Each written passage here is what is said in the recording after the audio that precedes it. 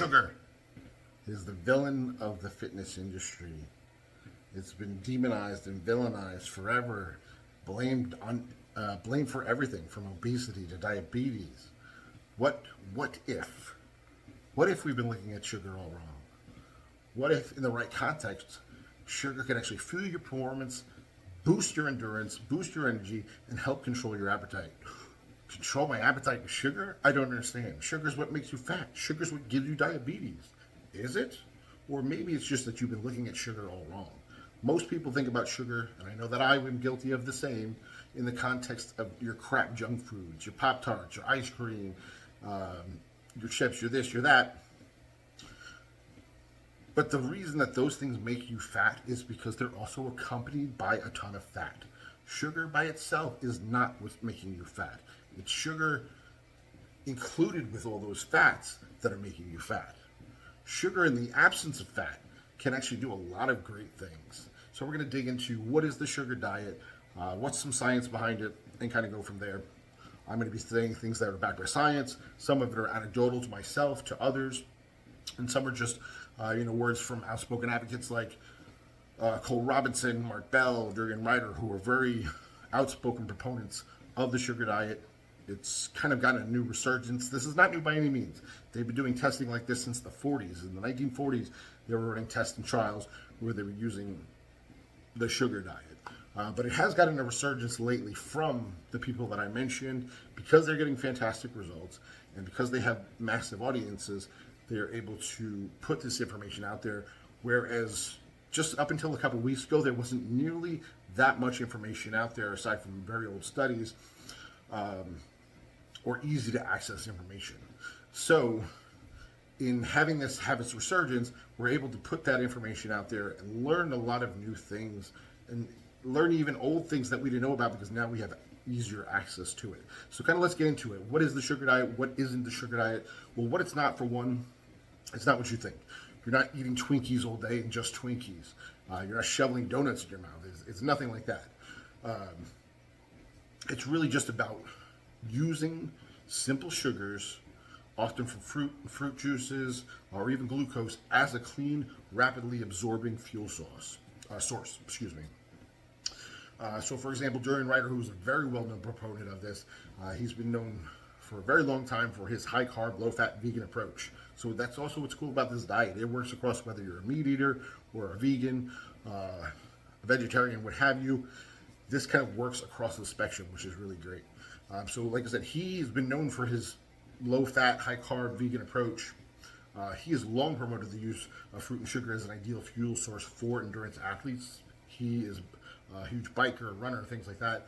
And he says sugar is the most anabolic, most performance-enhancing, and also the most misunderstood nutrient on the planet. Meanwhile, you've got Cole Robinson. You might know him. His videos are a little bit more outspoken, where he calls people fatties. All in good fun, but also to get a message out. He's also the creator of the Snake Diet, which really promotes short-term sugar water fasts. So it's just an electrolyte-rich drink with glucose, which helps his clients extend fasting windows and curb hunger without spiking their insulin. Then you got people like Mark Bell, who for a very long time was keto and all these other things. Now he's embracing the sugar diet, and that's really all he's been talking about lately because he's getting fantastic results, and he's using that to support performance and help with muscle recovery. And like I said, him, along with others, along with myself, are getting these fantastic results using the sugar diet. So a little bit on the science of what it is. So glucose, like you said, or sugar, is the body's preferred fuel source. The brain alone consumes 120 grams a day of glucose. And then in intense training, muscle relies on things like glycogen, which is stored glucose.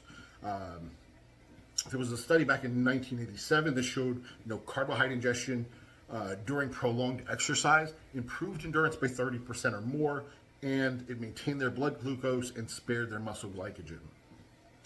What's also cool about sugar used strategically can also blunt your appetite. So contrary to that narrative that sugar spikes hunger, when used strategically, small amounts of simple carbs during low-fat eating or even fasting can stabilize your blood sugar and reduce cravings. There was a 2020 study that found that fructose and glucose were not combined with high fat. Now, this is the key to everything. This is sugar in the absence of fat.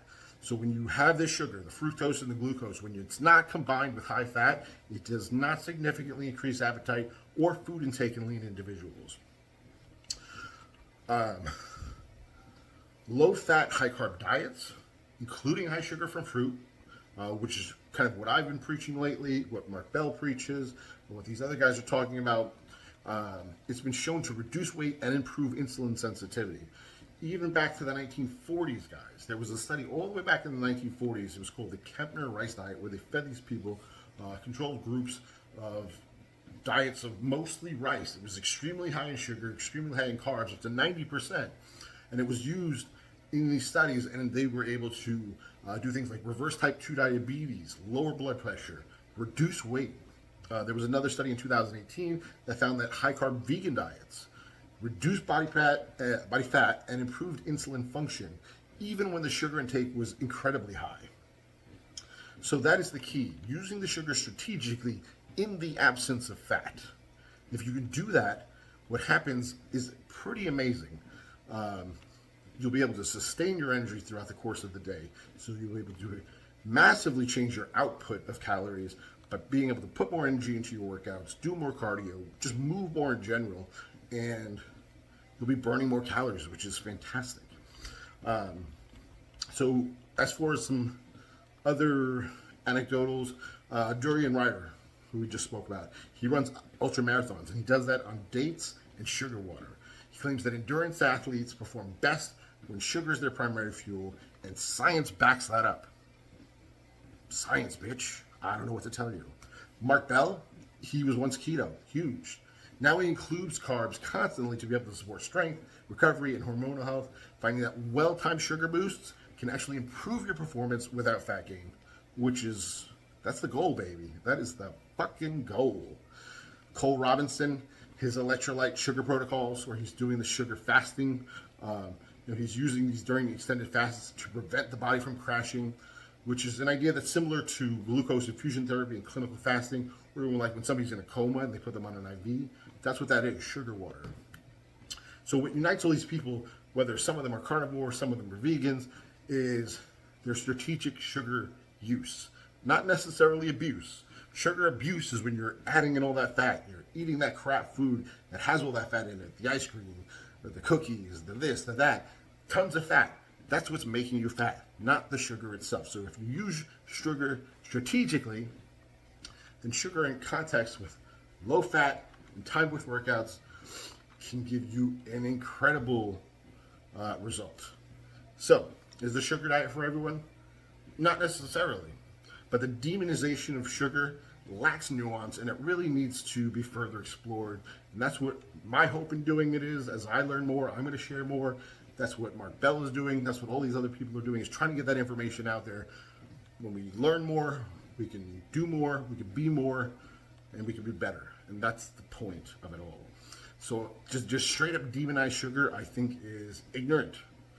Because for athletes, people who fast, people who eat fat, sugar becomes the most efficient fuel on the planet. And as Cole Robinson says, the body runs on fuel. Sugar is a fuel. It's how you use it that matters. So real quick, I've done multiple 90-day transformation challenges. For example, this time of year, last year I ran one for 3 months. I just got done with one that was 3 months. I got done about a week and a half ago. And I'm going to explain both of them side by side. Because both of them I lost a ton of weight. But the results were vastly different. And this is how. So the first time around, I did the typical jack my protein up, lower my fats, moderate my carbs, and did that. And I lost 25 pounds. But a lot of that was muscle. I think, I want to say it was about 8 to 9 pounds of muscle, and the rest was fat. Whereas this time around, I lost 20 pounds, but only 2.5 pounds of it was muscle. The rest was pure fat. And my energy levels were better, and I felt better, and I was able to do more things, and it was just the complete opposite. So like I said, the first time around, I did high protein, low carb, low fat. This time around, I did a complete opposite. Brought my protein down, I brought my fats down to almost nothing, and then I jacked my carbs up like crazy using sugar to almost 400 grams a day. And so I was running about 400 grams a day of carbs, 100 to 130 grams of protein a day, and then less than usually 20 grams of fat a day. And those were my macros. The difference around this time was that by eating fruit and using those sugars from pretty much the moment I woke up to later in the evening, I was able to sustain energy throughout the course of the day. I was able to output in my workouts a ton better. I was able to do way more cardio and still have energy to do other things, which was fantastic.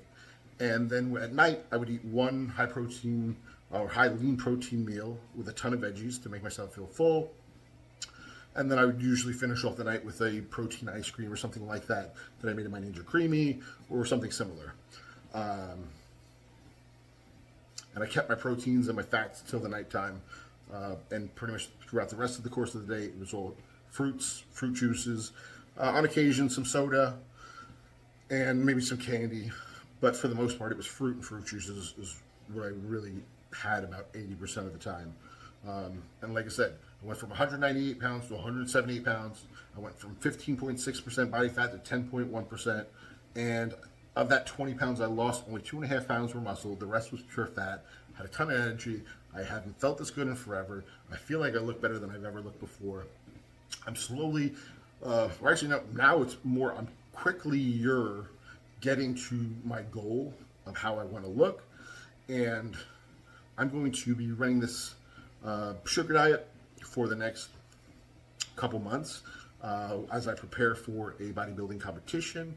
I think that this will definitely help me.